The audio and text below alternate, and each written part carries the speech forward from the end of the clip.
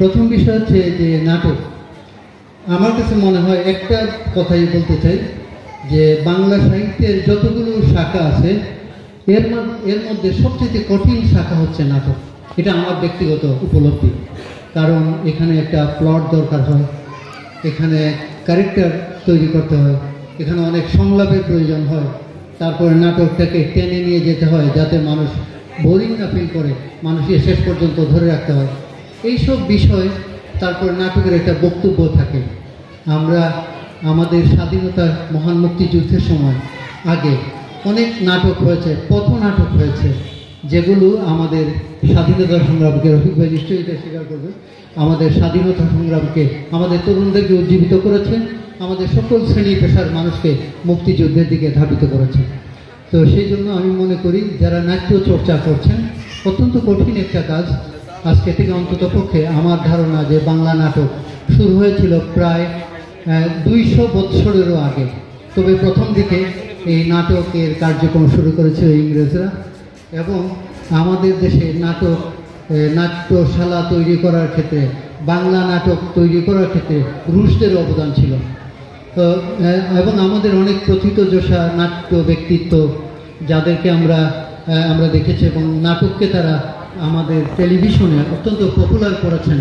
বিশেষ করে যখন বাংলাদেশ টেলিভিশন এককভাবে প্রচারিত হতো, তখন আমরা অপেক্ষা করতাম যে কখন এই নাটকগুলো হবে। তো যাই হোক, এই বিষয়ে আমি আর বিস্তারিত বলবো না, কারণ এই বিষয়ে আমার জ্ঞান খুবই কম।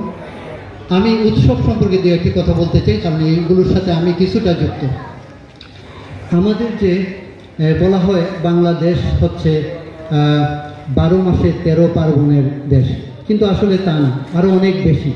কোনো কোনো মাসে অনেক পার্বণও থাকে। তো এই যে উৎসব এবং পার্বণ, এগুলো আমাদের ধর্মীয় উৎসব, আমাদের সামাজিক উৎসব, আমাদের সাংস্কৃতিক উৎসব। এই উৎসবগুলো আমাদেরকে অনুপ্রাণিত করে, আমাদেরকে আনন্দ দেয়।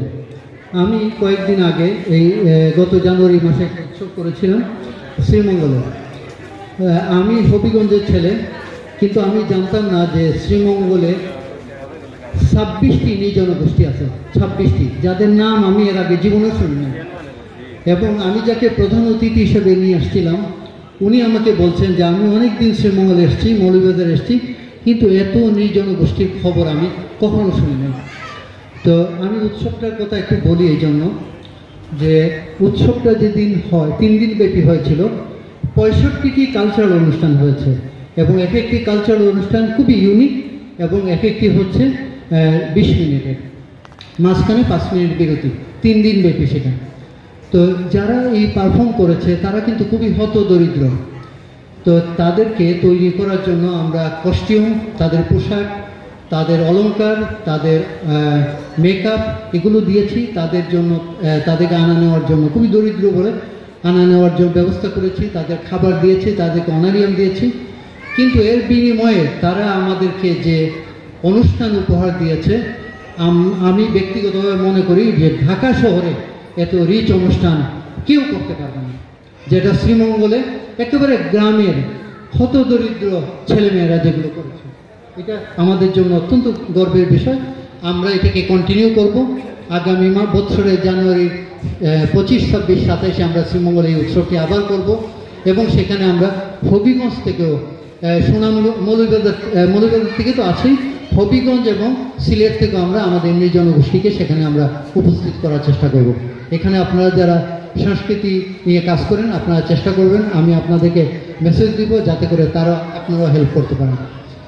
আরেকটি বিষয় বলি যে আমাদের যে পহেলা বৈশাখ, অনেক উৎসবের মধ্যে যে উৎসবটি আমাদের এই মাত্র হয়ে গেল, যেটা রেশ এখনও চলছে, এই পয়লা বৈশাখ আমাদের যে বাংলা নববর্ষ, এটি কিন্তু কোনো ধর্মের উৎসব নয়, কোনো বর্ণের উৎসব নয়, কোনো গোষ্ঠীর উৎসব নয়। এটি হচ্ছে আমাদের সর্বজনীন উৎসব। এটা আমাদের সকলকে আনন্দ দেয়, এবং এর সাথে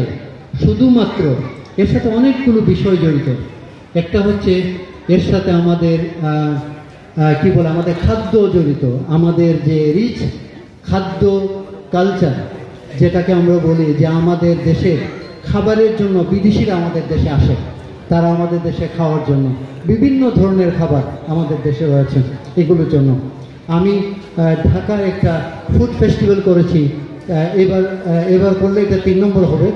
সেখানে বাংলাদেশের প্রত্যন্ত অঞ্চল থেকে ইউনিক এবং অথেন্টিক খাবার, বাহারি এবং ঐতিহ্যবাহী খাবার আমরা নিয়ে এসেছি, যেগুলো যে অন্য কোথাও পাওয়া যায় না। এবং 3 দিনে প্রায় 4 কোটি টাকা সেল হয়েছে সেখানে। এবং আমরা এটাকে এই জন্য করেছি যাতে করে বিদেশিরা এই আমাদের দেশে খাবার ব্র্যান্ডিং হয় এবং বিশ্বের মানুষ আমাদের খাবার সম্পর্কে পরিচিত হয়। এটাও আমাদের জন্য একটা উৎসব। তো আমি মনে করি যে আমাদের উৎসবগুলোকে বাঁচিয়ে রাখা দরকার। এবং আমাদের তরুণরা, আমরা অনেকেই মনে করি যে তরুণরা বিপদগামী হয়ে যাচ্ছে, ড্রাগের দিকে চলে যাচ্ছে, কিন্তু আমি এটা মনে করি না। যে আমাদের দেশে প্রচুর তরুণ আছে যারা অনেক বেশি মননশীল কাজের সাথে যুক্ত, অনেক বেশি ইনোভেটিভ কাজের সাথে যুক্ত। এবং আমি আশা করি যে আমাদের তরুণরা ভবিষ্যতে এই কাজগুলো আরও অব্যাহত রাখবে এবং আমাদের দেশকে তারা সমৃদ্ধ করার জন্য ভূমিকা রাখবে। এবং আমি মনে করি যে আমাদের প্রজন্মের তরুণদের থেকে আমরা যখন, আমার চাকরি প্রায় 31 বছর, এর মানে হচ্ছে 31 বছর আগে আমি এই ধরনের কাজের সাথে যুক্ত ছিলাম যখন কলেজে পড়তাম। তো এখন যারা তরুণ তারা আমাদের চেয়ে অনেক মেধাবী, অনেক মননশীল এবং অনেক বেশি অ্যাক্টিভ। তো আমি মনে করি যে এই কার্যক্রমগুলো যদি আরও সামনের দিকে এগিয়ে নিয়ে যাওয়া যায়, আরও বেশি তরুণদেরকে এটার সাথে সম্পৃক্ত করা যায়, তাহলে আমরা সমৃদ্ধ হব অর্থনৈতিকভাবে, সামাজিকভাবে, সাংস্কৃতিকভাবে। আমাদের সংস্কৃতি আরও সমৃদ্ধ হবে। আমি আর কথা বাড়াই না, কারণ কালচারাল অনুষ্ঠান অনেকগুলো আছে, নাটক আছে, এগুলো দেখার জন্য আপনারা উদ্গ্রীব হয়ে আছেন। আপনারা সবাই ভালো থাকবেন এবং আমার জন্য দোয়া করবেন। আসসালামু আলাইকুম, শুভরাত্রি।